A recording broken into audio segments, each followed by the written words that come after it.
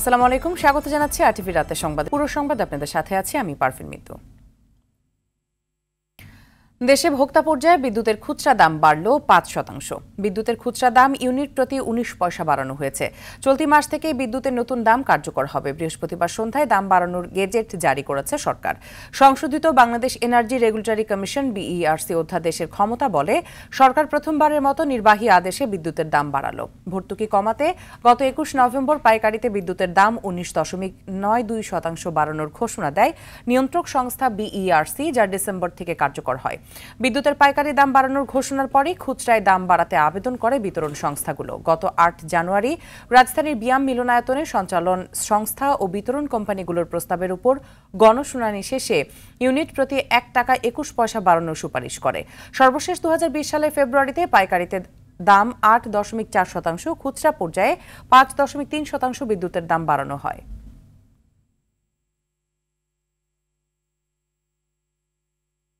মুসল্লিদের সমাগম বেশি হয় একদিন আগেই, অর্থাৎ আজ বিকেল থেকে বিশ্ব ইজতেমার প্রথম পর্বের আনুষ্ঠানিকতা শুরু হয়েছে। তবে নির্ধারিত সময় রোববার হবে আখেরি মোনাজাত। তীব্র শীতকে উপেক্ষা করে গেল কয়েকদিন ধরে টঙ্গীর তুরাগ পাড়ে ইজতেমা ময়দানে আসতে শুরু করে মুসল্লিরা। টঙ্গী প্রতিনিধি তরিকুল ইসলামকে সাথে নিয়ে জুলহাস কবিরের রিপোর্ট। করোনার কারণে ২ বছর বন্ধ থাকার পর আবারও শুরু বিশ্ব ইজতেমা। মুসলমানদের দ্বিতীয় সর্বোচ্চ এই জমায়েতের যোগ দিতে গেল কয়েকদিন ধরেই সারা পৃথিবী থেকে রাজধানী ঢাকার অদূরে টঙ্গীর তুরাগ নদীর তীরে আসতে শুরু করেন মুসল্লিরা। ২ পর্বের ইজতেমার প্রথম পর্বে শুক্রবার থেকে শুরু হওয়ার কথা থাকলেও ইজতেমা ময়দানে অতিরিক্ত মুসল্লির সমাগমের কারণে বৃহস্পতিবার বাদ জোহর আমবয়ানের মধ্য দিয়ে শুরু হয় মূল কার্যক্রম। এরই মধ্যে সকল প্রস্তুতি শেষ করেছে ইজতেমা আয়োজক কমিটি। বাঁশের খুঁটি ও চটের ছাউনি দিয়ে ঢেকে দেওয়া হয়েছে প্রায় ১৬০ একর মাঠ। তাবলিগ জামাতের মুসল্লি ছাড়াও ঢাকা, টঙ্গী, গাজীপুর ও এর আশপাশের এলাকা থেকে মওলানা জুবায়েরের অনুসারীরা সমবেত হয়েছেন। মাঠে জায়গা না হওয়ায় রাস্তার পাশে তাঁবু টাঙিয়ে অবস্থান নিয়েছেন অনেকেই। আল্লাহর দিন কিভাবে প্রতিষ্ঠিত হয় সারা জাহানের ভিতরে, এই প্যারাডা নিয়েই আমরা আসছি। মানুষ সবাই শীতের তীব্রতা নিয়ে এত কষ্ট করে একমাত্র দিনকে প্রতিষ্ঠা করার জন্য, আল্লাহ রাসূলকে সন্তুষ্টি করার উদ্দেশ্যে। বিদেশি মেহমানদের জন্য এবারও রয়েছে বিশেষ সুযোগ সুবিধা সহ অতিরিক্ত নিরাপত্তা ব্যবস্থা। গাজীপুর মেট্রোপলিটন পুলিশ, গাজীপুর জেলা পুলিশ ও র্যাব সহ সাদা পোশাকে কয়েক হাজার সদস্য নিয়োজিত রয়েছেন ইজতেমার নিরাপত্তায়। ইজতেমার ময়দানে আসার একমাত্র উদ্দেশ্য হলো এটাই যে আমাদের ইমানের মেহনত, ইমান ঠিক করা। আল্লাহকে হাজির নাজির জানে, আল্লাহ যাতে আমাদেরকে কবুল করে। এছাড়া গাজীপুর সিটি কর্পোরেশনের পক্ষ থেকে ইজতেমার আগত মুসল্লিদের বিনামূল্যে দেয়া হচ্ছে স্বাস্থ্যসেবা। যুব ও ক্রীড়া প্রতিমন্ত্রী জাহিদ আহসান রাসেল শহীদ আহসানুল্লাহ মাস্টার জেনারেল হাসপাতালে 18টি বিশেষায়িত বেড উপহার দেন, যেখানে মুসল্লিরা সেবা নিতে পারবেন। ইজতেমা যারা আসে এরা কিন্তু ট্যুরিস্ট, আমরা এদেরকে বলি ধর্মীয় পর্যটন, অর্থাৎ রিলিজিয়াস ট্যুরিজম। তো আমরা সেই উপলক্ষে ওনাদের সেবা দিয়ে থাকি এবং ওনারা যখন এয়ারপোর্টে আসেন, আমরা এয়ারপোর্ট থেকে তথ্য সংগ্রহ করি এবং এয়ারপোর্ট থেকে ওনারা কোথায় যাবেন সেই গন্তব্যে আমরা পৌঁছা পর্যন্ত ওনাদেরকে আমরা যে নিরাপত্তা সেবা দিয়ে থাকি। অন্যান্য যে সংস্থা আছে তাদের সাথে আমরা সমন্বয় রেখে কাজ করছি। এছাড়া জরুরি পরিস্থিতি মোকাবেলার জন্য আমাদের এখানে এপিসি আছে, জলকামান আছে, অ্যাম্বুলেন্স আছে, আমাদের প্রিজন ভ্যান আছে, আমাদের বম্ব স্কোয়াড সহ স্পেশাল প্রত্যেকটা ইউনিট কিউআরটি আছে। আমরা একসাথে কাজ করে যাচ্ছি। এবছর 2 ভাগে ইজতেমা অনুষ্ঠিত হচ্ছে। প্রথম পর্বে মওলানা জুবায়েরের অনুসারীরা ইজতেমা পালন করবেন 15 জানুয়ারি পর্যন্ত। দ্বিতীয় পর্বে মওলানা সাদের অনুসারীদের 20 জানুয়ারি শুরু হয়ে 22 জানুয়ারি আখেরি মোনাজাতের মধ্য দিয়ে শেষ হবে ইজতেমার এই আসর। জুলহাস কবির, আরটিভি, টঙ্গী, গাজীপুর। গাজীপুরের টঙ্গী বিশ্ব ইজতেমা ময়দানে রয়েছেন সহকর্মী তরিকুল ইসলাম। তারেক সরাসরি যোগ দিচ্ছেন তিনি। তারেক, ইজতেমায় জনসমাগম কেমন দেখছেন এবং নিরাপত্তায় কি কি ব্যবস্থা নেওয়া হয়েছে? মিতু, আপনি জানেন যে বিশ্ব ইজতেমাকে কেন্দ্র করে কিন্তু এই টঙ্গী কিন্তু এখন লোকে লোকারণ্য হয়ে গেছে এবং যেই তাদের আনুষ্ঠানিকতা আগামীকাল সকাল থেকে শুরু হওয়ার কথা ছিল সেটি কিন্তু লোক সমাগম বেশি হওয়ার কারণে কিন্তু আজ বাদ জোহর থেকে কিন্তু এই তাদের কার্যক্রম শুরু হয়ে গেছে এবং ইজতেমার যে মুরব্বীরা রয়েছে তাদের কাছ থেকে আমরা যে বিষয়টি নিশ্চিত হতে পেরেছি যে তাদের আশা ছিল যে 5,000-এর মতো বিদেশি মেহমান আসবে, তবে তারা এখন বলছে যে তাদের এই বিদেশি মেহমানের সংখ্যা 6,000 ছাড়িয়ে গেছে। এছাড়া নিরাপত্তার যে বিষয়টি রয়েছে সেটি গাজীপুর মেট্রোপলিটন পুলিশের পক্ষ থেকে আমাদের যে বিষয়টি নিশ্চিত করা হয়েছে যে অনেকগুলো watch tower, drone, CC camera সহ সাদা পোশাকে কয়েক হাজার পুলিশকে এই ইজতেমা ময়দানে পরিদর্শন করবে এবং সবসময় তারা এই নিরাপত্তা নিশ্চিতের জন্য কাজ করে যাবে। আর গাজীপুর সিটি কর্পোরেশনের পক্ষ থেকে যে বিষয়টি আমাদের জানিয়েছে যে গাজীপুর সিটি কর্পোরেশন কিন্তু ময়লা অপসারণের জন্য তারা তাদের অধিক লোকবল বাড়িয়েছে এবং মুসল্লিদের সুবিধার্থে কিন্তু তারা ফ্রি স্বাস্থ্যসেবা প্রদান করছে। এছাড়াও জাহিদ হাসান রাসেল এমপি তিনি কিন্তু শহীদ হাসানুল্লাহ মাস্টার হাসপাতালে কিন্তু 18টি বিশেষায়িত বেড দিয়েছে যাতে করে মুসল্লিরা সহজেই স্বাস্থ্যসেবা নিতে পারে। এছাড়াও এই স্বাস্থ্যসেবা কিন্তু সারা বছরই চলমান থাকবে। এছাড়া ইজতেমা মুসল্লিরা, ইজতেমার যে মুরব্বীরা রয়েছে তারা যে বিষয়ে বলছে যে লোক সমাগম বেশি হওয়ার কারণে কিন্তু তারা আশপাশের যে সকল মসজিদগুলো রয়েছে সেই মসজিদগুলোকে খুলে দেওয়ার জন্য অনুরোধ জানাচ্ছে আশপাশের মহল্লাগুলোতে এবং পানির সুব্যবস্থা করার জন্য তারা সকলকে অনুরোধ জানাচ্ছে। তো এই ছিল আমার কাছে সর্বশেষ তথ্য। মিতু। জি, অসংখ্য ধন্যবাদ আপনাকে। দর্শক, বিশ্ব ইজতেমা ময়দান থেকে জানাচ্ছিলেন তরিকুল ইসলাম তারেক। এদিকে বিশ্ব ইজতেমাকে কেন্দ্র করে যানজটে নাকাল রাজধানীবাসী। ভোর থেকেই টঙ্গীর আব্দুল্লাহপুর থেকে মহাখালী পর্যন্ত দীর্ঘ সারির যানবাহনের চাপে পড়েছে রাজধানী জুড়েই। ফলে অফিসগামী কিংবা জরুরি কাজে বের হওয়া মানুষ পড়েছেন চরম বিপাকে। ঢাকার এয়ারপোর্ট ট্রাফিক বিভাগ বলছে ইজতেমা শেষ না হওয়া পর্যন্ত স্বাভাবিক হবে না পরিস্থিতি, তবে যানজট মোকাবেলায় চেষ্টা করছেন তারা। আশিকুল আলমের রিপোর্টে থাকছে বিস্তারিত। শুক্রবার থেকে শুরু হতে যাচ্ছে বিশ্ব ইজতেমার মূল পর্ব, তাই বৃহস্পতিবার থেকেই টঙ্গীর ইজতেমা ময়দানে আসতে শুরু করেছেন মুসল্লিরা, যার প্রভাব পড়েছে পুরো রাজধানী জুড়ে। ঢাকার প্রবেশ ও বাইর হওয়ার পয়েন্টগুলোতে যানজট যেমন ছিল তেমনি এয়ারপোর্ট রোডে ছিল চরম ভোগান্তি। কাঙ্ক্ষিত গন্তব্যে পৌঁছাতে অতিরিক্ত সময় ব্যয় হয়েছে 2 থেকে 4 ঘন্টারও বেশি। গাবতলীতে আর কি গাড়িতে উঠলাম, উঠার পরে অনেক জ্যামের পরে আমার গাড়ি থেকে আমাকে না সকলকে আর কি নামাই দিল যে ওনারা নাকি গাড়ি আর কি ঘুরে নেবে। তো ওই জন্য আমি আর কি হাটে যাচ্ছি। এখন তেজগাঁও থেকে আইতে আইছি, কারণ গাড়িতে জাম বেশি, বাচ্চা লই তো কষ্ট হইতেছে, তারপরে গাড়ি থেকে নেমে হেঁটে আসছি। আমি নামবো নদ্দা, কিন্তু কোনো বাস নাই। 1-1.5 ঘন্টা দাঁড়ানোর পরে ইসিবির কাছে আসছি, বাস ঘুরাই দিছে। পরে আমি বলছি যে কোথায় যাবে, বলে যে আব্দুল্লাহপুর পর্যন্ত যাবে।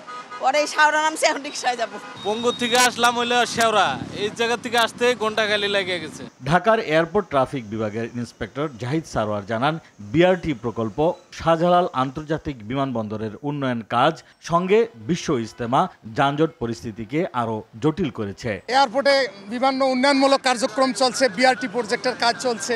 কুয়াশার কারণে দেখা যায় যে ফ্লাইটগুলো নামতে ডিলে হয়, রাতে অধিকাংশ ফ্লাইট নামতে পারে না, এগুলো দিনে নামে। দিনে ফ্লাইটগুলো নামার কারণে একসঙ্গে অসংখ্য লোক গাড়ি নিয়ে এয়ারপোর্টে চলে আসে। সেক্ষেত্রে দেখা যায় যে একটা রাস্তায় একটা চাপ পড়ে। আমাদের পুলিশের পক্ষ থেকে যতটুকু সম্ভব আমরা সবাই মিলে কাজ করব। ইনশাআল্লাহ আমরা সুন্দরভাবে এটা ইজতেমা যাতে শেষ করা যায় সে চেষ্টা করব। মূল পয়েন্ট গাজীপুর লাইন সক্রিয় থাকলে যানজট আরও কমবে বলেও জানান ট্রাফিকের এ কর্মকর্তা।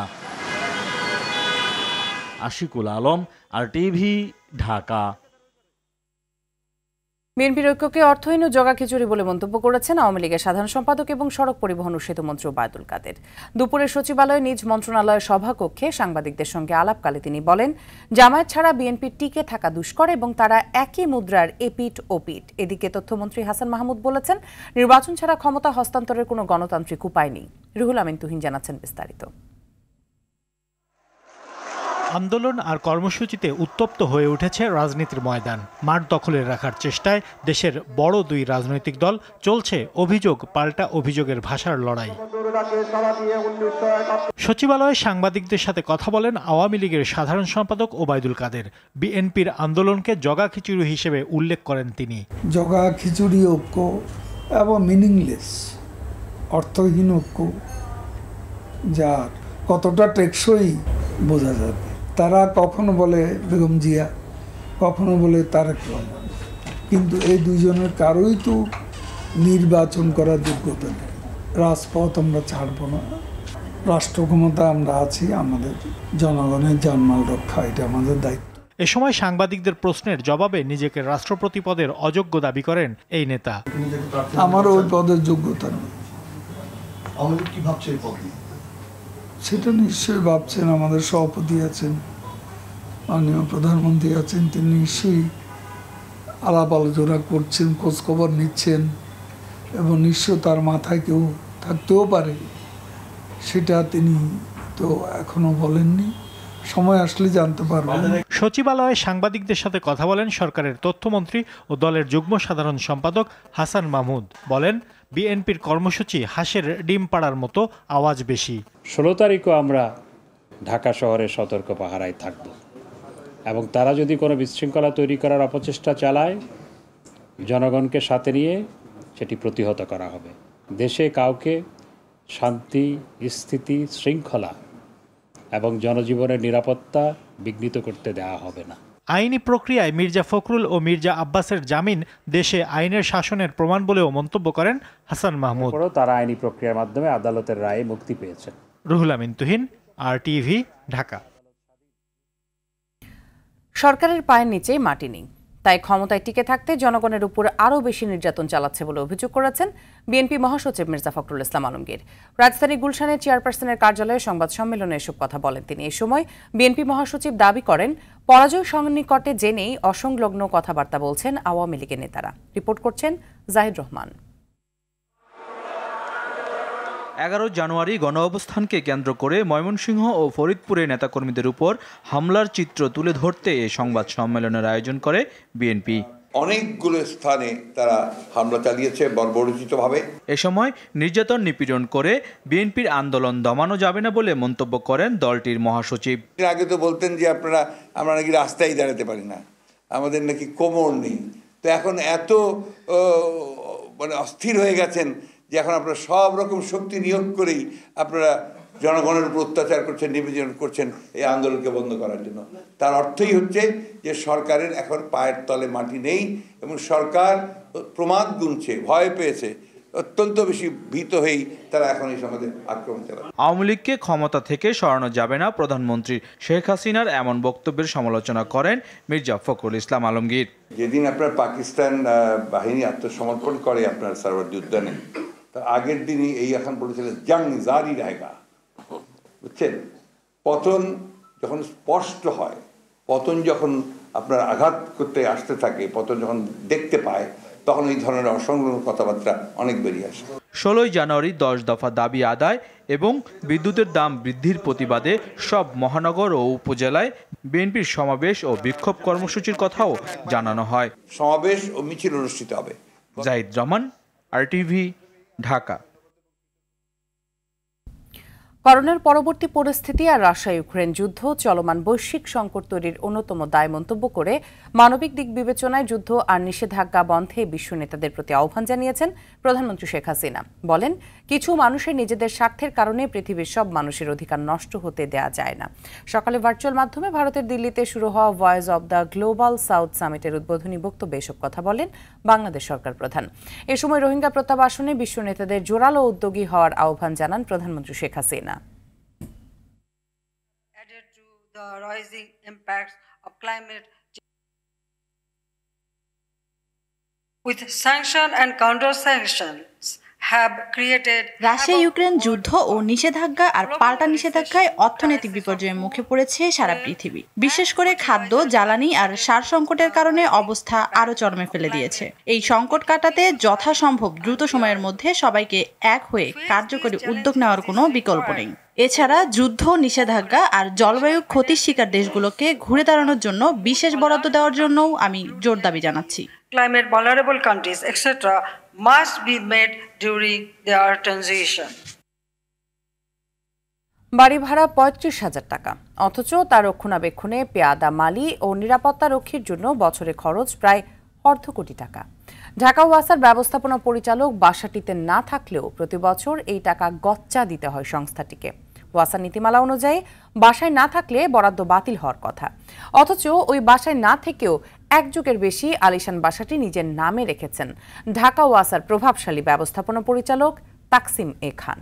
মেহেদী হাসান সুজনের ক্যামেরায় সুমন তানফিরের প্রতিবেদন। উজির, নাজির, পাইক, পেয়াদা সবই আছে রাজমহলে, অপেক্ষা শুধু রাজার। ১৩ বছরে দুই একবার দেখা গেছে তাকে, তবে তার জন্য মহল প্রস্তুত রাখতে বছরে খরচ হচ্ছে প্রায় অর্ধ কোটি টাকা। বাড়িটির নাম জানলেই আর কোনো ধাঁধা থাকবে না। গুলশান ২-এর ৫৫ নম্বর রোডের এই বাসাটির নাম অসা এমডি রেসিডেন্স।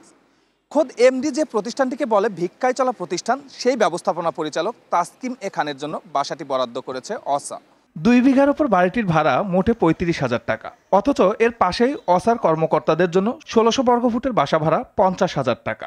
এখানেই শেষ না, ৩৫,০০০ টাকার আলিশান ডুপ্লেক্স রক্ষণাবেক্ষণে মালি, নিরাপত্তারক্ষী, কেয়ারটেকার ও পরিচ্ছন্নতা কর্মীর বেতন বাবদ বছরে গুনতে হচ্ছে প্রায় অর্ধ কোটি টাকা। যার জন্য এত আয়োজন, সেই মানুষটি শেষ কবে এসেছিলেন তা বলতে পারেন না কেউ। আসবেন নাকি জানেন আপনি? শেষ রাতে কবে থাকছে বলতে পারেন? হ্যাঁ, বলতে পারেন না? ম্যাডাম স্যারে যখন আসে তখন আসে, কোনো প্রোগ্রাম থাকে না, অনেক আগে থাকছে, ওই কিছুদিন ছিল, তারপরে আবার ওখানে আমার ফ্যামিলি নিয়ে ওই কিছুদিন এখানে বাস করছে। মালি আছে, আপনার ঘরে ঘরে তাহলে ওই আপনার ইয়ার আছে সিকিউরিটি থাকে, রুগী দেখি না, গাড়ি তো থামে না। জানা যায় ২০০৯ সালে বরাদ্দের পর কিছুদিন বসবাস করলেও গত এক যুগে দুই একবার বাসাটিতে আসেন তাকসিম। অসার বাড়ি বরাদ্দ নীতিমালার ৯-এর কতে বলা আছে বাসায় না থাকলে বরাদ্দ বাতিল হবে। তারপরও কি করে এক যুগ ধরে বাসা বরাদ্দ রাখলেন তা জানতে অসার প্রধান কার্যালয়ে গেলে মূল ফটকেই আটকে দেওয়া হয়। ব্যক্তিগত সহকারী সময় দিলেও কি কারণে এমন ব্যবহার তা জানতে এমডিকে কয়েকবার ফোন করেও সাড়া মেলেনি। এ বিষয়ে ঢাকা অসা বোর্ড চেয়ারম্যানের কাছে জানতে চাইলে তিনি প্রকাশ করেন তার অসহায়ত্ব। পার্মানেন্টলি বসবাস না করলে সেটা বরাদ্দ বাতিল হবে। তো উনি তো আসলে এই ৯ সালের পর থেকে এই বাসায় আসেন না, আপনারা এই নীতিটা প্রয়োগ করছেন না কেন? আমরা অনেক কিছুই করি না এখন, আসলে বোর্ড ঠিক মতো ফাংশন করে না এখন, অনেক ঝামেলা হয়, সেজন্য চুপচাপ থাকাই ভালো। এগুলো তুলে কোনো লাভ নেই, আসলে কিছু করা যায় না। আমি ওয়েবসাইট কিভাবে চলছে না চলতে এভাবে না কথা বলতে চাই না। তবে তাকসিমের দুর্নীতি নিয়ে খোলামেলায় কথা বলেন বোর্ডের আরেক সদস্য দীপ আজাদ।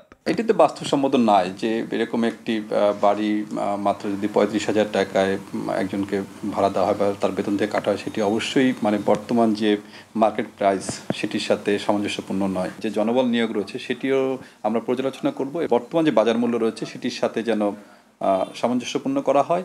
আর অন্যথায় উনি যদি বাড়িটা ব্যবহার না করেন তাহলে এটিকে কিভাবে আরও ওয়াসার আয় বর্ধনমূলক কাজে লাগানো যায় সেটিও আমরা সিদ্ধান্ত নিতে পারি। পরিবারের সবাই যুক্তরাষ্ট্রে বাস করায় বছরের ২-১ মাস সেখানেই থাকেন তাকসিম। বিদেশে থেকে টানা ৩ মাস ভার্চুয়ালি অফিস করার রেকর্ডও আছে তার। জানা যায় দেশে থাকলে পল্টনে শ্বশুরবাড়িতে বসবাস করেন ঢাকা অসার প্রভাবশালী এই কর্মকর্তা। একটু সামনে আসেন না কাকা, আমার সাথে আর দেখা হবে না আপনার। সুমন তানভীর, RTV, ঢাকা।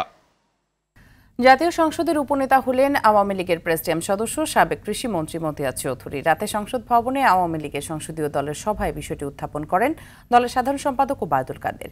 সমর্থন করেন আওয়ামী লীগের সংসদীয় দলের সেক্রেটারি ও জাতীয় সংসদের চিফ হুইপ নুরি আলম চৌধুরী লিটন।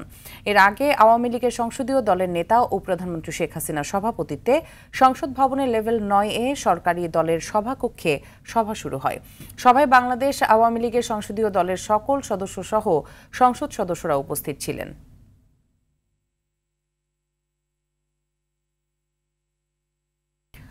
উচ্চশিক্ষায় বিদেশ যেতে আগ্রহী শিক্ষার্থীদের জন্য বেঙ্গল স্টুডেন্ট ব্যাংকিং সেবা চালু করল বেঙ্গল কমার্শিয়াল ব্যাংক। সকালে গুলশানে ব্যাংকের হেড অফিসে ব্যাংকিং সেবার উদ্বোধন করেন প্রতিষ্ঠানটির চেয়ারম্যান মোহাম্মদ জসিমউদ্দিন।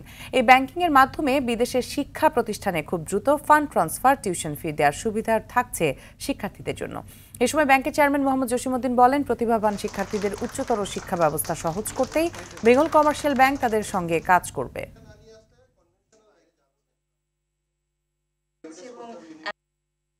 একটা দেশের একটা সুন্দর আরামদায়ক সার্ভিস পায়, সো ডেফিনেটলি স্টুডেন্ট যারা হায়ার স্টাডিজের জন্য যাবে।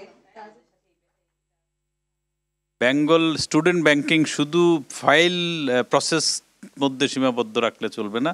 আমি মনে করি স্টুডেন্টদেরকে আরও বেশি সার্ভিস দিতে পারি।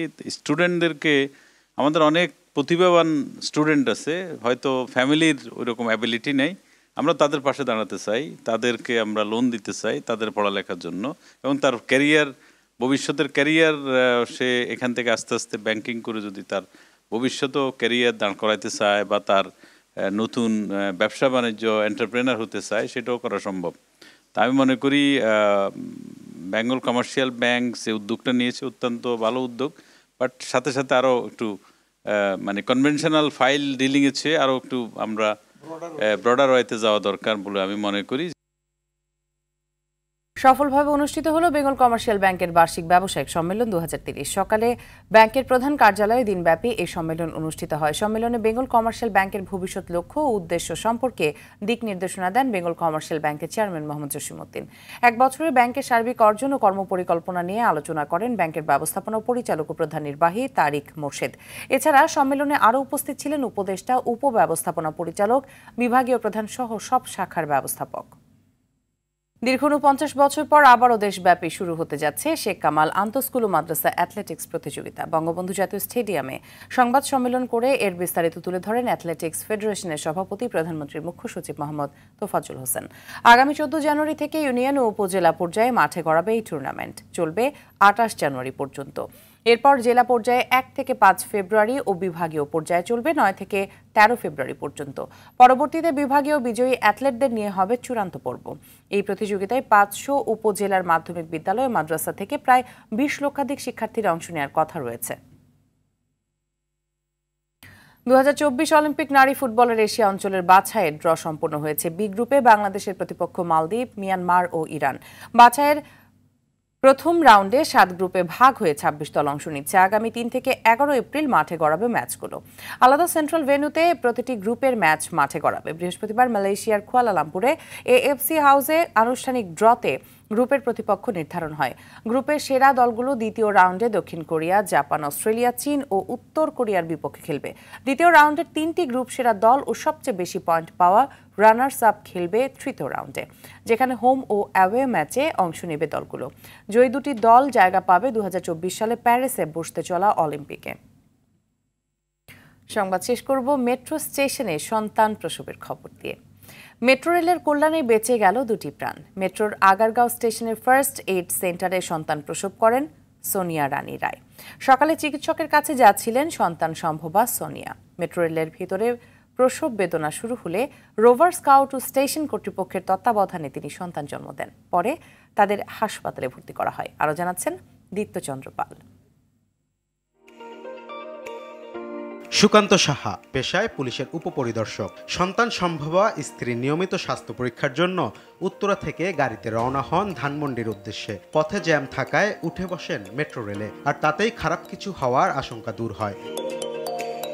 মেট্রো রেল চলন্ত অবস্থায় সোনিয়া রায়ের প্রসব বেদনা শুরু হয়। খবর পেয়ে দ্রুত এগিয়ে আসে রোভার স্কাউট ও মেট্রো রেল কর্তৃপক্ষ।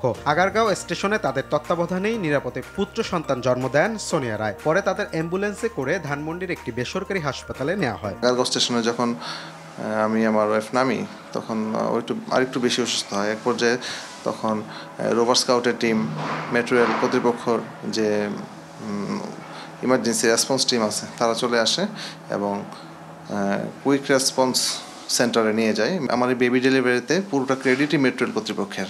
তারা ইমার্জেন্সি সিনিয়র অফিসাররা চলে আসছে উইদিন এ সেকেন্ড।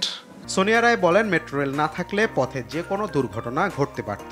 গাড়িতেই আসার প্ল্যান ছিল, গাড়ির মধ্যে যদি কিছু হইতো, মনে করেন আমার মা আর হাজব্যান্ড ছিল, ওদের তো কিছু করার ছিল না। ওইখানে তো আমরা অনেক লোকজন ছিল, একজন ডক্টর ছিল, ওইখানে আরেকজন মহিলা ছিল, ওরা এক্সপার্ট ছিল। ওদের কারণেই সুস্থভাবে শিশুটা জন্ম দিতে পারছি। মেট্রো রেল থাকার কারণেই হয়তো বা আজকে এই সুস্থভাবে শিশুটা জন্ম দিতে পারছে আর কি। কর্তব্যরত চিকিৎসক জানান মা ও শিশু দুজনেই এখন সুস্থ। আমাদের এখানে আসার পর আমরা অক্সিজেন দেওয়ার পরে বেবির আর যে ম্যানেজমেন্ট আছে ওগুলো করার পরে এখন বেবি স্টেবল আছে। যানজটের নগরী রাজধানী ঢাকায় মেট্রো রেল যে আশীর্বাদ হয়ে এসেছে তারই উজ্জ্বল দৃষ্টান্ত এই ঘটনা। এজন্য প্রধানমন্ত্রী শেখ হাসিনা ও মেট্রো রেল কর্তৃপক্ষকে ধন্যবাদ জানান সুকান্ত সোনিয়া দম্পতি। দীপ্তচন্দ্র পাল, RTV, ঢাকা।